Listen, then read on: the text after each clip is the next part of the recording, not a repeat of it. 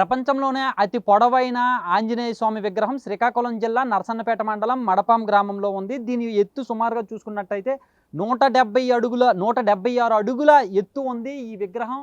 సుమారుగా దీన్ని ఒక 6 సెంట్లు ఈ విగ్రహాన్ని కేవలం విగ్రహాన్ని మాత్రమే నిర్మించడానికి 6 సెంట్ల ల్యాండ్ను కూడా ఉపయోగించుకున్నటువంటి పరిస్థితి. ఈ విగ్రహాన్ని ఏర్పాటు చేసినటువంటి ప్రాంతం కూడా చూసుకుంటే చాలా ఆహ్లాదకరంగా ఉంటుంది. ఈ విగ్రహం ఎత్తు ఒకసారి మనం చూసుకున్నట్టయితే ఈ గదకు సంబంధించినటువంటి ఒక చిన్న ఇదే ఇంత ఎత్తుగా ఉంది. ఇక్కడ ఈ బొటనవేలు ఏదైతే ఉందో ఇది నా నడుము వరకు వస్తున్నటువంటి పరిస్థితి. అంటే దీన్ని బట్టి మనం చూడొచ్చు ఇది ఎంత పెద్దది అనేది మనము క్లియర్గా అర్థం చేసుకోవచ్చు. ఇక్కడ మనం కాలుకు ఉన్నటువంటి ఈ గజ్జెలు ఈ కడియం ఏదైతే ఉంది అది నేను చెయ్యి ఎత్తిన తర్వాత ఎంత హైట్ ఉందో అంత హైట్ వరకు కూడా ఉంది. ఓవరాల్గా ఇది మనం ఒకసారి చూసుకున్నట్టయితే ఒక ఆహ్లాదకరమైన వాతావరణంలో నిర్మించినటువంటి పరిస్థితి ఉంది. ఇటువైపు చూసుకుంటే మనకి వంశధార నది ఒడ్డున ఉంది. వంశధార నది ఇక్కడ మనకు కనిపిస్తుంది. ఈ వంశధార నది ఒడ్డున ఉంది. ఇటువైపు ఇంక ఇదంతా చూసుకున్నట్టయితే పచ్చని పొలాలు చాలా అందంగా చాలా ఆహ్లాదకరంగా ఉంది. ఇక్కడికి ఎవరైనా సరే భక్తులు వచ్చారంటే చాలా సమయం ఇక్కడ గడపాలి అని చెప్పేసి ఎవరైనా సరే అనుకుంటూ ఉంటారు. ఆ తర్వాత ఇక్కడ పచ్చని పొలాలు, ఇటువైపు చూసుకున్నట్టయితే వంశధార నది, అటువైపు చూసుకుంటే నేషనల్ హైవే శ్రీకాకుళం విశాఖపట్నం ఒరిస్సాలను కలుపుకుంటూ పోయినటువంటి హైవే ఏదైతే ఉందో ఆ హైవేని చూసుకుంటూ అటు నుంచి ప్రయాణికులు ఎవరు వెళ్ళినా కానీ ఈ విగ్రహం అనేది క్లియర్గా స్పష్టంగా కనిపిస్తూ ఉన్నటువంటి పరిస్థితి ఉంటుంది. సుమారుగా ఒక 2 కిలోమీటర్ల దూరం వరకు ఈ విగ్రహం కనిపిస్తూ ఉంటుంది. ఓవరాల్గా చూసుకున్నట్టయితే మాత్రం చాలా మంచి ప్లేస్లో నిర్మించినటువంటి ఈ ఆంజనేయ స్వామి విగ్రహం ఏదైతే ఉందో ప్రపంచంలోనే అతి పొడవైన విగ్రహంగా రికార్డు సాధించింది. ఇంత పొడవైన విగ్రహం అనేది ఇంతవరకు ఎక్కడా లేదని చెప్పేసి చెప్పాలి. బహుశా ఆంజనేయ స్వామి విగ్రహమే కాదు, ఏ విగ్రహం కూడా ప్రపంచంలో ఏ దేవుడి విగ్రహం కూడా ఇంతగా ఉండకపోవచ్చు ఒక రకంగా చెప్పాలి అని అంటే మాత్రం. ఓవరాల్గా చూసుకుంటే ఇక్కడికి వచ్చిన భక్తులు ఎవరు కూడా ఇక్కడి నుంచి కదిలి వెళ్ళాలి అని చెప్పేసి మాత్రం ఎవరికి కూడా ఏ కోశాన్ని కూడా అనిపించదు. ఇక్కడ వచ్చి కాసేపు ఉండాలి. ఎంత టెన్షన్తో వచ్చినా, ఎంత ఆందోళనతో వచ్చినా, ఏదన్నా బాధతో ఉండి వచ్చినా కానీ ఇక్కడికి వచ్చిన తర్వాత నిజంగా దేవుడు ఉన్నాడు, దేవుడు ఏదో చేస్తాడనే విషయం పక్కన పెడితే ఇక్కడికి వచ్చి ఈ ప్రాంతాన్ని సందర్శించిన తర్వాత కాస్త పీస్ ఆఫ్ మైండ్, ప్రశాంతత అయితే మాత్రం ఖచ్చితంగా కలుగుతుందని చెప్పేసి చెప్పొచ్చు. ఇక్కడ ఈ నిర్మాణంలో కూడా మనం చూసుకున్నట్టయితే ఆంజనేయ స్వామి ఈ తోక ఏదైతే ఉందో ఆ తోక లోపల నుంచి ఎంట్రీ పెట్టినట్టు కూడా మనకి ఇక్కడ క్లియర్గా కనిపిస్తుంది. చాలా బాగా నిర్మాణంలో కూడా చాలా జాగ్రత్తలు కూడా పాటించినటువంటి పరిస్థితి ఇక్కడ కనిపిస్తుంది. అయితే ఈ నిర్మాణం ఇంత పొడుగ్గా ఎందుకు నిర్మించాలి అని అనుకున్నారు, అసలు దీనికి ఎంత ఖర్చు అయింది, దీనిలో ఎవరెవరు భాగస్వాములు అయ్యారు, దీనికి ఎంతకాలం పట్టింది అనేది ఇక్కడ ఉండేటటువంటి ఇక్కడ పెద్దలు కావచ్చు, ఈ నిర్మాణంలో కీలక పాత్ర పోషించిన వాళ్ళందరూ కూడా ఉన్నారు. వాళ్ళందరినీ అడిగి తెలుసుకునే ప్రయత్నం చేద్దాం. సార్ చెప్పండి, అసలు ఇది ఎప్పుడు స్టార్ట్ చేశారు, దీన్ని ఇక్కడ ఏర్పాటు చేయాలి, ఇంత పెద్దగా ఏర్పాటు చేయాలనే ఆలోచన ఎప్పుడు వచ్చింది? నా పేరు తంగుడు జోగారావు. ఇప్పుడు నేను రామ్ భక్త హనుమాన్ చారిటబుల్ ట్రస్ట్ చైర్మన్ని. ఇక్కడ ఈ విగ్రహం నిర్మించడానికి పూజ్యులు క్రిస్టియన్స్లు గురువుగారైన జాయ్ రమణమూర్తి ఉరఫ్ శ్రీకాంత్ ఆయన సంకల్పంతో ఇక్కడ ఈ విగ్రహాన్ని కట్టడం జరిగింది. ఆయన సంకల్పించిన తర్వాత 2005లో ఇక్కడ శంకుస్థాపన చేసి 2022 వరకు కన్స్ట్రక్షన్ చేసి 2022 సంవత్సరంలో రథసప్తమి రోజు దీన్ని ప్రతిష్ఠ చేయడం జరిగింది. అక్కడి నుంచి నిత్య విధులు అన్నీ చేస్తూ కార్యక్రమాలు చేస్తున్నారు. మరి స్వామి అనుగ్రహము ఆయన సంకల్పం పూర్తయిపోయిందను మా గురువుగారైన శ్రీకాంత్ స్వామి జనవరి 18, 2025న ఆయన స్వర్గస్థులయ్యారు. ఆ తదుపరి మేము ఈ రామ్ భక్త హనుమాన్ చారిటబుల్ ట్రస్ట్ని నిర్మించుకొని దాని ద్వారా ఇక్కడ మిగతా కార్యక్రమాన్ని అభివృద్ధిని చేపట్టాం.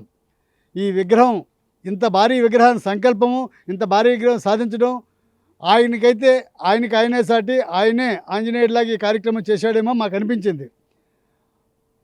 ఆ తదుపరి మేము కూడా ఈ విగ్రహాన్ని ప్రపంచంలోనే ప్రఖ్యాతిగాంచిన విశ్వవిరాట్ వీర హనుమాన్గా దీన్ని తీర్చిదిద్దడానికి మా సాయశక్తుల కృషి చేసి ఈ కార్యక్రమాన్ని జయప్రదం చేయడానికి చేస్తున్నాం. ప్రస్తుతం వాస్తు సిద్ధాంతాలతో వాళ్ళు సంప్రదించి వాళ్ళని అడిగితే చుట్టూ దీనికి కాంపౌండ్ వాళ్ళు కావాలి, ముఖమండపం కావాలి, ధ్వజస్తంభం కావాలి, అవన్నీ చెప్పడం జరిగింది. దాని కారణంగా ముఖమండపం నిర్మించాం. ఇప్పుడు కాంపౌండ్ వాళ్ళు కూడా నిర్మిస్తున్నాం. తదుపరి ధ్వజస్తంభానికి గాలిగోపురాన్ని కట్టడానికి కొంత స్థలం అవసరమై తూర్పు భాగాన ఒక 20 నుంచి 25 సెంట్లు స్థలం కూడా మేము కొనడానికి సంకల్పించాం. దానికి కూడా ఆ పక్కన రైతులతో మాట్లాడి అది కూడా తీసుకొని ఈ విగ్రహాన్ని అభివృద్ధి చేయడానికి సంకల్పిస్తున్నాం. భక్తులు దైవ సన్నిధులు అందరూ దీన్ని అనుసరించుకొని మీ సహకారం అందిస్తే తప్పకుండా ఎప్పుడు కూడా ప్రపంచంలో ఉన్న ప్రఖ్యాతిగాంచిన ఆంజనేయ స్వామిగా దీన్ని నిలుపుతాం. మరి ఈ మధ్యనే వచ్చిన అందరూ చెప్పినట్టు తుఫాన్ వస్తుంది, తుఫాన్ వచ్చి ఈ జిల్లాకి ఏదో అయిపోద్దని చెప్తే తుఫాన్ ఆగిపోతే ఇక్కడున్న రైతులందరూ మాకు ఆంజనేయ స్వామి ఈ తుఫాన్ ఆపాడు, ఆంజనేయ స్వామి మాకు రక్షించాడు అని వాళ్ళు వచ్చి ఈరోజు చెప్పడం మాకు చాలా ఆనందంగా ఉంది. ఈ ఆంజనేయ స్వామి ఈ జిల్లాని, ఈ రాష్ట్రాన్ని, ఈ దేశాన్ని తప్పగా కాపాడుతారని మేము ఆశిస్తున్నాం. ఇప్పుడు ఈ ప్లేస్లోనే ఎందుకంటే అటువైపు చూసుకుంటే నేషనల్ హైవే ఉంది, ఇటువైపు చూసుకుంటే వంశధార నది ఉంది, ఇక్కడ ఈ చుట్టుపక్కల కూడా మంచి పచ్చని పొలాలు ఉన్నాయి. ఇది ఒక ఆహ్లాదకరమైన ప్రాంతం. ఈ ప్రాంతంలోనే ఏర్పాటు చేయాలి అనుకొని నిర్మించారా, లేకపోతే వాస్తు ఇవన్నీ చూసుకొని నిర్మించారు ఈ ప్రాంతంలో? మా గురువుగారైన జాయ్ శ్రీకాంత్ గారికి స్వామి ఒక సంకల్పం చెప్పారు. ప్రపంచంలోనే ఎత్తైన విగ్రహం కట్టాలని చెప్పేసి ఆయన సంకల్పించారు. అప్పుడు ఆయన సోదరుడైన జాయ కేశవ్ గారితో సంప్రదించి మనం ఇక్కడ కట్టాలి అని చెప్పేసి ఆయనతో మాట్లాడారు. అప్పుడు కేశవ్ గారు ఆయన కలిపి వాళ్ళ తాలూకా బంధువుల తాలూకా స్థలం ఇక్కడ ఉంటే ఆ స్థలాన్ని వాళ్ళని ఒప్పించి వాళ్ళ దగ్గర సుమారు 59 సెంటు స్థలాన్ని రాంభక్త హనుమాన్ సేవా సమాజ్ పేరున రిజిస్ట్రేషన్ చేసి ఇక్కడ ఈ విగ్రహం నిర్మాణం ప్రారంభించారు. ప్రథమంగా ఈ విగ్రహం ప్రారంభించినప్పుడు టెంకాల గోపాలకృష్ణ గుప్త గారు అధ్యక్షులుగా ఆయన అధ్యక్షతన కార్యక్రమం ప్రారంభమైంది. ఆ తదుపరి కాలక్రమేణా 17 సంవత్సరాలు సుదీర్ఘకాలం నిర్మాణం అయింది కాబట్టి రకరకాల మంది అందరూ భక్తులు ఇన్వాల్వ్ అయ్యి ఈ కార్యక్రమాన్ని ఇంతవరకు తీసుకురావడం జరిగింది. సుమారుగా మీరు చెప్పినట్టుగా 17-18 సంవత్సరాలు దీని నిర్మాణం జరిగింది. ఎందుకు అంత లేట్ ఎందుకు అయింది? ఏమైనా ఒడిదొడుకులు ఎదుర్కోవాల్సిన పరిస్థితి వచ్చిందా ఏంటి? ఇబ్బందులు ఎలాంటి ఇబ్బందులు వచ్చాయి? ఇదంతా మాన్యువల్గా చేసిన కార్యక్రమం తప్పితే కానీ ఎక్కడ మెకానికల్గా కార్యక్రమం చేయలేదు. ఇక్కడ మేము పరంజి కట్టినప్పుడు కూడా చుట్టుపక్కల ఎదురు బొందులన్నీ తీసుకొచ్చి ఎదురు బొందులతో పరంజి కట్టి నిర్మించడం జరిగింది. ఆ మాన్యువల్ కార్యక్రమం వల్ల చాలా లేట్ అయింది. ఇలా చేస్తున్నప్పుడు కూడా పెద్ద తిత్లీ తుఫాను, ఊదు తుఫాన్లు వచ్చేటప్పుడు మా పరంజీలు మొత్తం జారిపడంతో మళ్ళా పరంజీలు కట్టి చేయడం వల్ల మాకు బాగా లేట్ అయింది. ఇంకా ఇందులో ప్రముఖులు ఎవరైనా సరే ఇప్పుడు కొంతమంది అక్కడ చెప్తున్నారు చిరంజీవి కూడా దీనికి డబ్బులు ఇస్తామన్నారు, హీరో చిరంజీవి అని కూడా అంటున్నారు. దానికి సంబంధించిన వివరాలు ఏమైనా మీ దగ్గర ఉన్నాయి? ఈ విగ్రహం నిర్మాణం అవుతున్న సందర్భంలో యూట్యూబ్లో చూసి చిరంజీవి గారు దీనికి స్పందించి తను కూడా ఈ విగ్రహ నిర్మాణానికి ఆయన డొనేషన్ చేయడానికి చెప్పారు. అయితే ఆయన ఇక్కడికి వస్తామనుకున్నారు కానీ ఆయన తాలూకు షెడ్యూల్లో మరి మాకు తెలియదు, అది క్యాన్సిల్ అయింది. కానీ హీరో సుమన్ గారు మాత్రం ఇక్కడికి వచ్చి చూశారు, ఆయన కూడా కొంత చేశారు. మొట్టమొదటి మేము విగ్రహం ప్రారంభిస్తూ ఉన్నప్పుడు చీపురుపల్లిలో ఎంఎస్ రాజు అన్నవారు మాకు చాలా ఎంకరేజ్గా చేస్తూ ఆ రోజుల్లో 18 టన్నుల ఐరన్ లారీ ఒకటి పంపించి మాకు కలెక్షన్ నిమిత్తం మీరు ప్రాంతాలు తిరగవలసి ఉంటుందని చెప్పి ఒక జీపును కూడా కొనివ్వడం జరిగింది. ఆ జీపులో మేము అన్ని ప్రాంతాలకి జిల్లాలో కాకుండా ఒరిస్సా కూడా వెళ్ళి డొనేషన్స్ కలెక్ట్ చేయడం జరిగింది. మరి ఇదే కాకుండా ఇక్కడ అప్పుడు ఇసుక క్వారీ వస్తే ఇసుక క్వారీ వాళ్ళకి అడిగితే ఆ రోజుల్లో ప్రతి మంగళవారం తాలుగా ఇసుక క్వారీ కలెక్షన్ మొత్తం ఈ గుడి నిర్మాణానికి ఇచ్చారు. అది చాలా పెద్ద అమౌంట్ వచ్చి మా విగ్రహాన్ని సహకరించింది. అదే సందర్భంలో విగ్రహం పూర్తవుతున్న ఆఖరి రోజుల్లో హైదరాబాద్ నుంచి సురేష్ ఓ భక్తుడు వచ్చి తనకు తానుగా వచ్చి ఈ విగ్రహం పూర్తయినంత వరకు నేను డబ్బులు ఇస్తానని కూడా చెప్పారు. అలాగే ఆయన ఓ 30 లక్షల రూపాయలు మాకు డొనేషన్ ఇవ్వడం జరిగింది. ఇవి పెద్ద అమౌంట్లు. అలాగే మిగతా వాళ్ళు చిన్న అమౌంట్లు 1,10 ఐరన్ వస్తు రూపాన్ని కూడా చాలామంది దాతలు ఇచ్చున్నారు. ఆ దాతల పేర్లు చాలామంది ఉన్నారు. వైజాగ్ నుంచి ఉన్నారు, ఒరిస్సాలో ఉన్నారు, జిల్లాలో అన్ని ప్రాంతాల్లో కూడా ఉన్నారు, అందరూ ఉన్నారు. జిల్లా రైస్ మిల్లర్స్ కూడా ప్రతి రైస్ మిల్లర్ కూడా దీనికి విగ్రహానికి ఆ రోజు విరాళం ఇవ్వడం జరిగింది. అయితే ఇప్పుడు ఓవరాల్గా దీని నిర్మాణానికి ఇంచుమించుగా ఎంత ఖర్చు అయ్యి ఉంటుంది? రమారమి 1.5 నుంచి 2 కోట్ల మధ్యన ఖర్చు అయి ఉంటుంది. కొన్ని సందర్భాల్లో ప్రకృతి వైపరీత్యాల వల్ల కొన్ని నిధులు కూడా దుర్వినియోగం కూడా జరిగింది. ఈ పరంజీలు పడిపోవడం, సిమెంట్ తడిసిపోయి సిమెంట్ పోవడం అటువంటి కూడా జరిగాయి. దాంతో కలిపి ఇంచుమించు 1.5 కోటి దాకా ఖర్చు అయి ఉంటుంది, 1.5 కోటి దాటుతుంటుంది. అప్పటి పరిస్థితిలో దీన్ని స్పందించి చాలామంది దాతలు ముందుకు వచ్చారు, చేశారు. ప్రగడ రాజ్యం, గోపి, మార్పు రాజశేఖరు, మార్పు శ్రీను వీళ్ళందరూ కూడా ఇది స్థల దాతలు. ఈ దాతలు స్థలం ఇచ్చిన తర్వాత మీకు నిర్మాణం చేయడం జరిగింది. జాయ్ శేషుగారు అంతా బంధువులు. జాయ్ శేషు అనే వ్యక్తి నడుం బిగించి అందరినీ ఒప్పించి చేశారు. ఈరోజు కూడా ఇప్పుడు ఈ ట్రస్ట్ కూడాను జాయ్ శేషు ఒక ఎన్నుముకలా నిలబడి కార్యక్రమం చేస్తున్నారు. మరి జాయ్ శ్రీకాంత్ గారు గురువు గారు స్వర్గస్థులైన తర్వాత ఆయన శిష్యులైన మా బోకా ఈశ్వరరావు గారు ఇక్కడ కార్యక్రమాన్ని అన్ని నిర్వహిస్తున్నారు. ఈరోజు హనుమాన్ రథం కూడా చేయడం జరిగింది. ఈరోజు ఇక్కడ హనుమత్ స్వాములందరూ కూడా ఇరుముడి కట్టుకొని ఈవేళ క్యాంపు కూడా బయలుదేరుతున్నారు. మరి ఈరోజు అక్కడి నుంచి కూడా ఇప్పుడు గురువుగా మన బోకా ఈశ్వరరావు గారే దీనికి గురుతత్వం వహించారు.